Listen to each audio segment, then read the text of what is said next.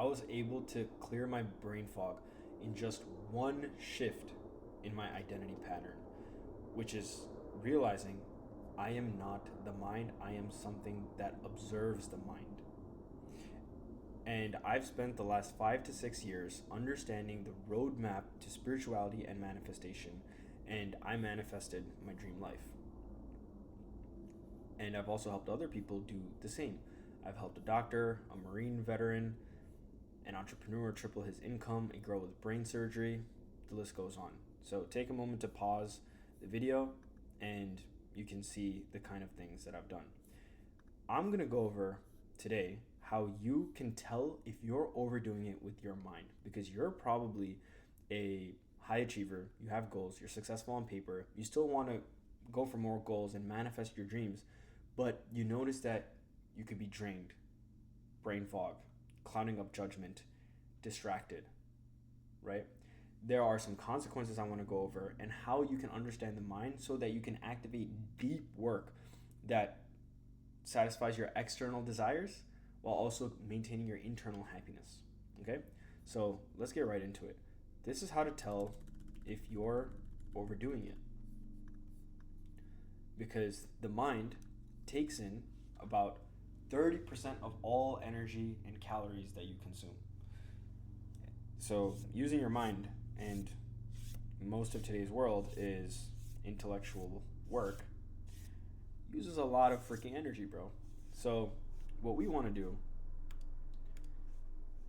is identify when we are getting tired. And these are the signs to know if you are exhausting the mind, okay?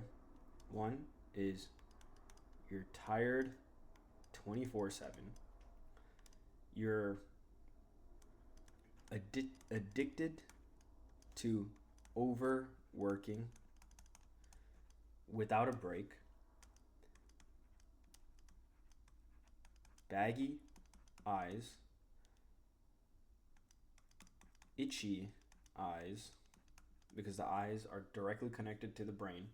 Movement of the brain is the mind. Too much movement is what's going to lead to all this. Hungry for dopamine, meaning you love scrolling, you love catching a break via TV or some social media app. And let's say restlessness, you're not taking breaks, and depending on coffee, snacks for more energy. Because I remember when I was working as a consultant, the managers and upper managers, they would work like really hard for, let's say, like 1.5 hours, and then rather than just like going for a walk, taking a break, turning off the screen for a bit, they would go to snacks and then go back to working. So there was no real break. They just went to the gas station, artificial gas station, to re-up their energy and to continue to tax their mind, right? So what is another source of energy? We're going to get to that. And that's why it's more sustainable. The whole point is to make sustainable decisions so you don't ever feel these things again. But let's say you're powering through, right? Because a lot of people love powering through mental effort, and they don't take breaks at all. So let's say you are used to powering through.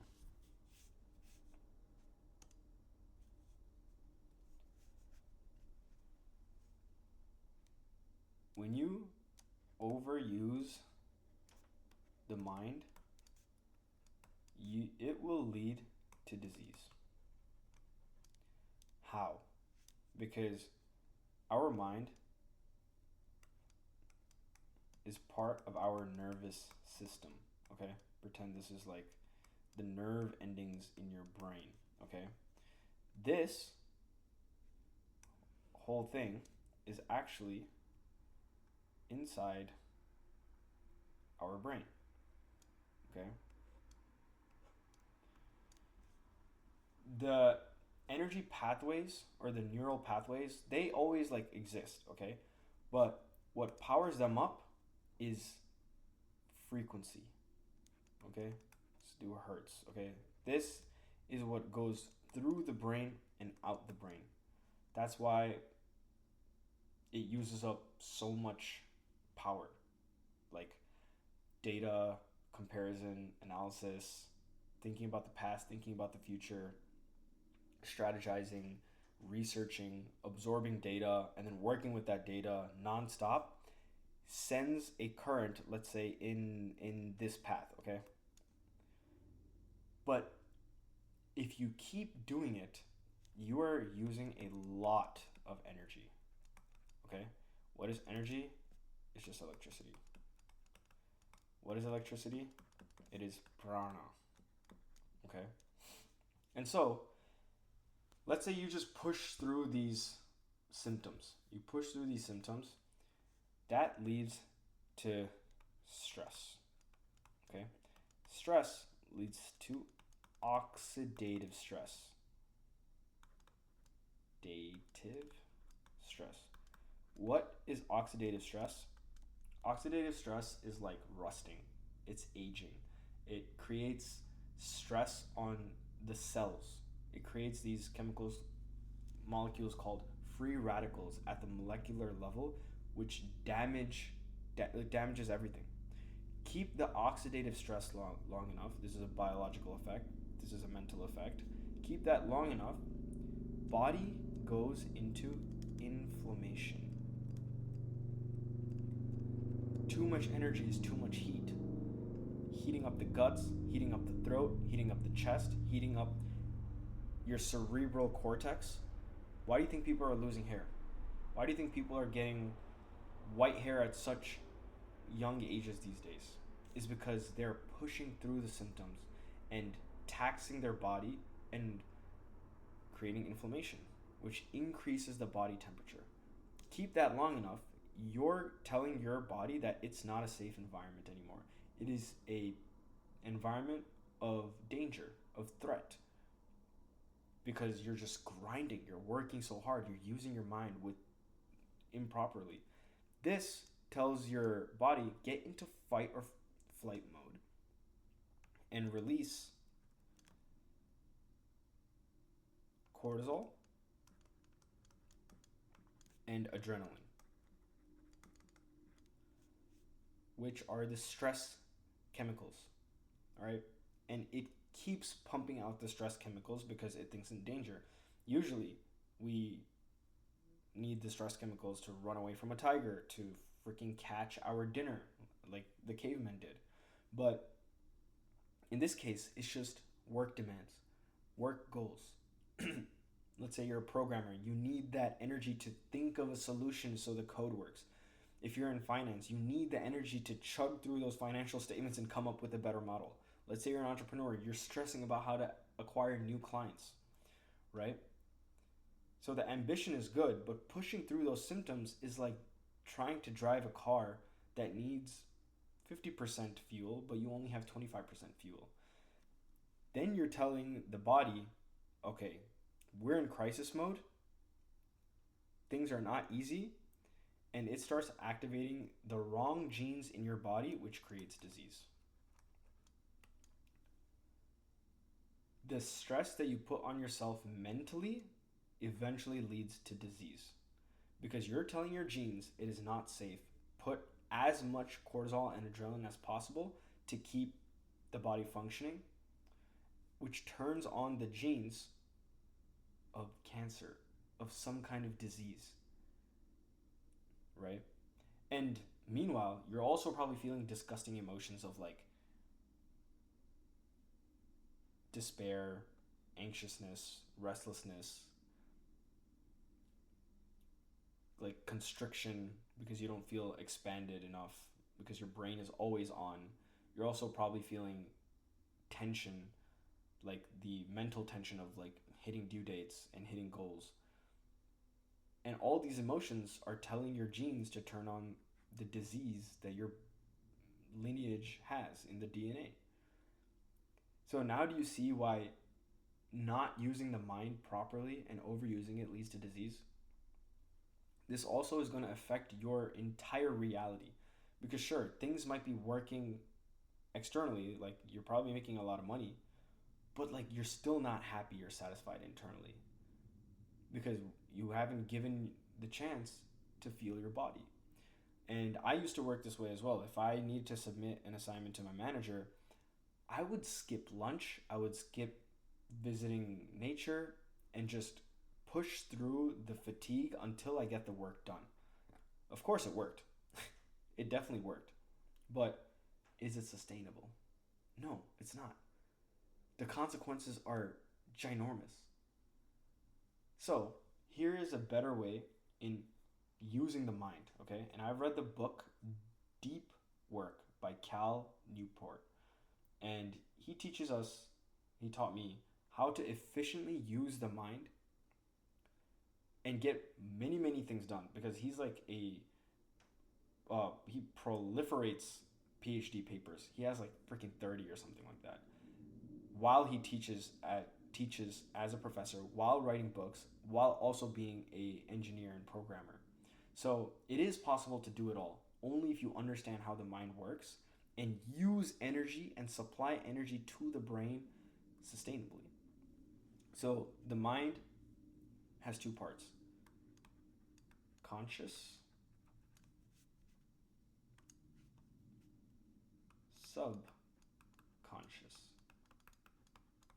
Okay? What we need to understand, and what I am remembering every single day, is that life is a result of the subconscious. All the experiences, all the manifestations, all the joy and happiness, and sorry, that's what we want, joy and happiness. But all the conditions that you are feeling, whether it's bad, good, amazing, depressing, is because of the subconscious. Okay? The conscious is analysis. Okay? And we need to give a lot more credit for the subconscious because the subconscious houses the most beautiful things. It does synthesis. It does processing of emotions. It houses the intuition. It has access to the non-local. Okay? While the conscious it works like a RAM on a computer. It can only juggle 5 to 7 variables at a time. It's like a canvas that we can currently paint on. And a lot of people just depend on this way of using the mind, okay? And the crazy thing is, this is only 30% of the brain usage, while most of the brain is the subconscious. It's another word for subconscious is unconscious. Because all these things happen without our conscious awareness. Okay? So we have to make this distinction very, very clear. Because even though we can't feel this is more important. The subconscious is more important. Now, when we use conscious working memory, it has a limit. It has a limit of about, say, 4 to 5 hours per day. Okay? This is like high intensity work, like actual productive hours. Like in an 8-hour workday, people are mostly getting done like 4 hours of actual productive work. The other 4 hours is in shallow work, switching tasks. jumping from meeting to meeting, context switching. While actual deep work requires no distractions, heads down, do the task, right? And what a lot of people do is they work like this. Let's say this is productivity. We want the highest productivity, right? But what most people do is they just work for like 8 hours. This is time, like this. Like the whole week, they're just working at this frequency while getting any real productive work done. But I just said that the mind, the working memory, because it uses up a lot of energy, it only has the capacity of 4 to 5 hours per day. And so the way it would like to work and the goal is to use the mind in sprints. Think agile methodology. I'm sure you know what that is. It wants to work like this. Sprint 1, let's say each sprint is 1 hour. Sprint 2, sprint 3, sprint 4, and then rest. The mind then uses the subconscious.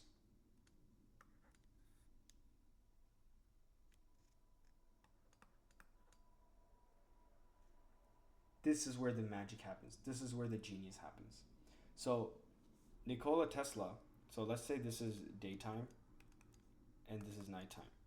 For his genius inventions, what he would do is get into a meditative state. And when you get into the meditative state, the conscious mind dies down. The subconscious mind is wide open, right? You have access to intuition, the non-local information that's not derived from your five senses, but from the primordial infinite field of consciousness. You have access to all the synthesis that's already been done without your conscious effort. So what he does, or did, was get into that meditative state and allow for inventions to come to his mind, allow for ideas to come to his mind, allow for pieces of the puzzle that he's already acquired to come into his mind. And he executes those inventions during the day. So just to write this out, nighttime is when he allows himself to not do strenuous tasks. And when the daytime comes, he goes full throttle and executes what he needs to execute. And so what that would look like is increasing intensity and decreasing time. So let's say this is the equation that I got from the book. So this is how to make use of the conscious mind.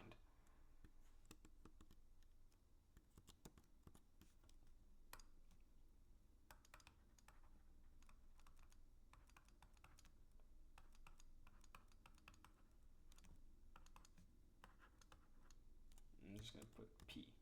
Okay. Most people, they have like mediocre intensity and they work like 8-12 hours a day without even using the full power of their conscious RAM, right? Because they're just like distracted with like social media.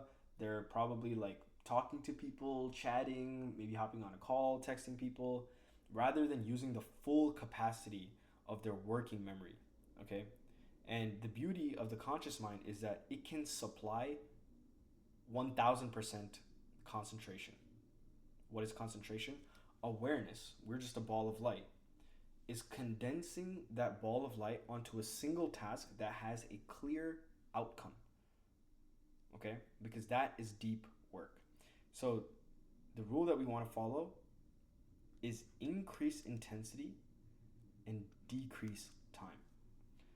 So for example, Teddy Roosevelt, he went to Harvard and he had to complete Harvard level classes, but his passion was birds, okay? He just loved birds.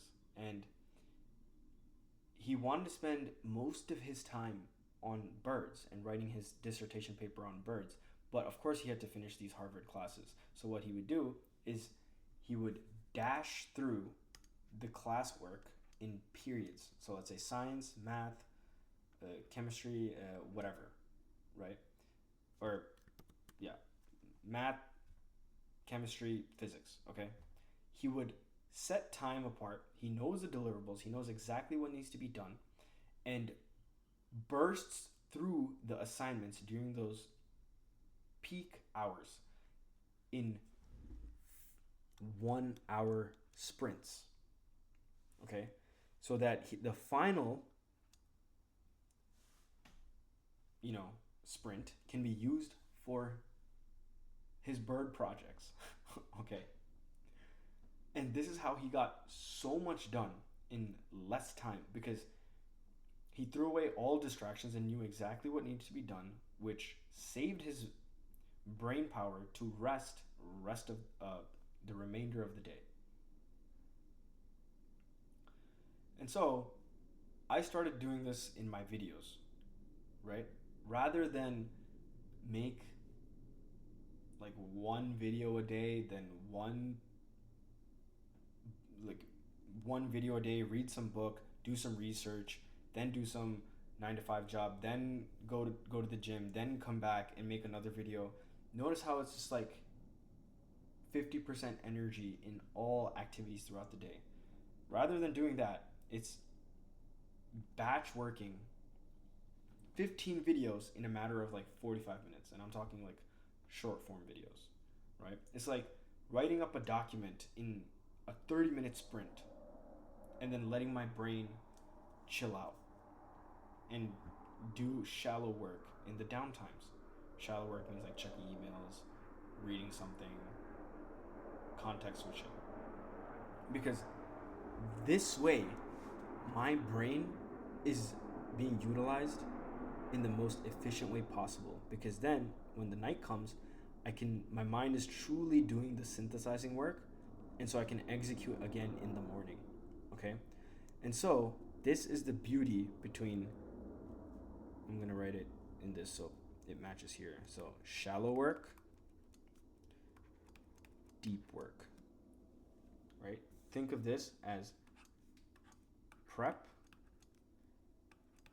execution. Now, how does this connect to spirituality, and how does this connect to abundance and manifesting dream life and all that stuff? So let's say our energy is like a battery pack, okay? Most people have, let's say, 80%, okay? They will work like mediocre work throughout the day, which would bring their tank only to like, let's say, 20%, okay? And then they use this remaining 20% to just take care of other chores throughout the day and go to sleep, and then do the same kind of mediocre work tomorrow, okay? But this decline happens in the matter of like 12 hours throughout the day, okay? Spiritually speaking, we can go from 80 to 0, back to 80, back to 0, maybe back to 100, and back to 0, okay? Now, doesn't that resemble this? Now, during these times, where does the energy come from? Like I said, most people who do this, they do like snacking, coffee, what other forms of energy? Just like scrolling because it feels relaxing before you get back to work. But what this is doing is this. It's just slowly depleting prana. Okay? What we want to do, with the help of our subconscious mind and having faith that that our mind is actually synthesizing while we're not using our mind, right? We need to have that faith. What we want to do is, let's just do this. 100% energy. 100% energy for 45 minutes to 1.5 hours, which will bring us down to 20%. Right? It'll bring us down to 20%. But then we recharge via not thinking. What does not thinking look like? Do nothing. Let the conscious mind die. Receive energy from the universe. What do I mean by receive energy from the universe? Nature. Your body is more intelligent in gathering energy than coffee ever will. Right? And this opens the door for intuitive ideas to enter. Because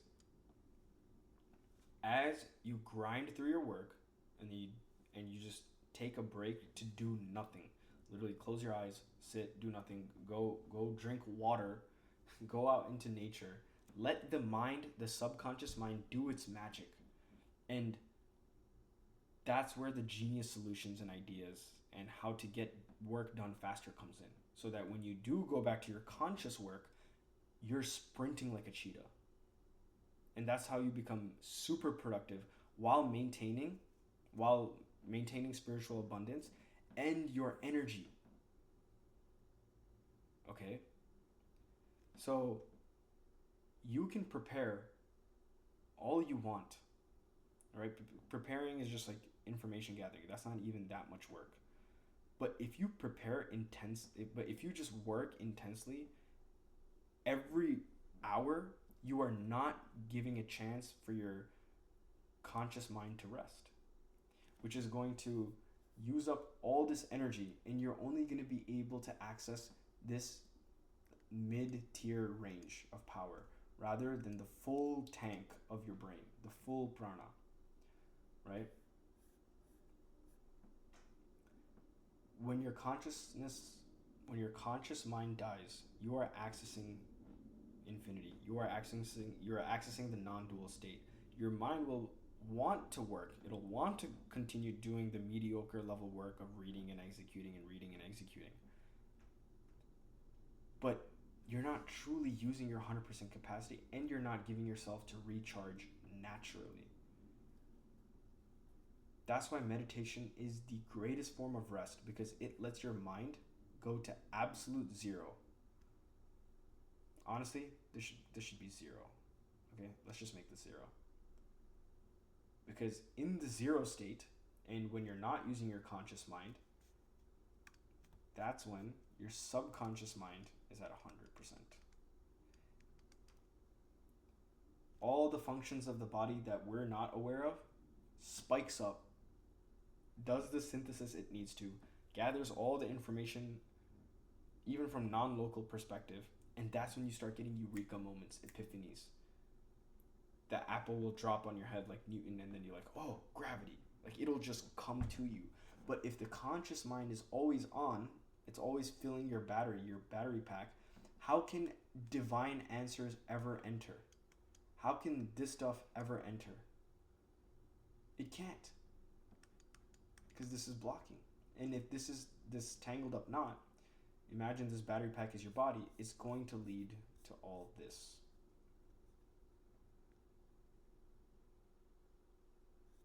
So I just want you to remember that your subconscious mind has so much power that it's doing without your conscious knowledge. Your conscious effort is only 30% of life's picture. And the beliefs of how efficient you are and how smart you are and how analytical you are, that's in your nervous system.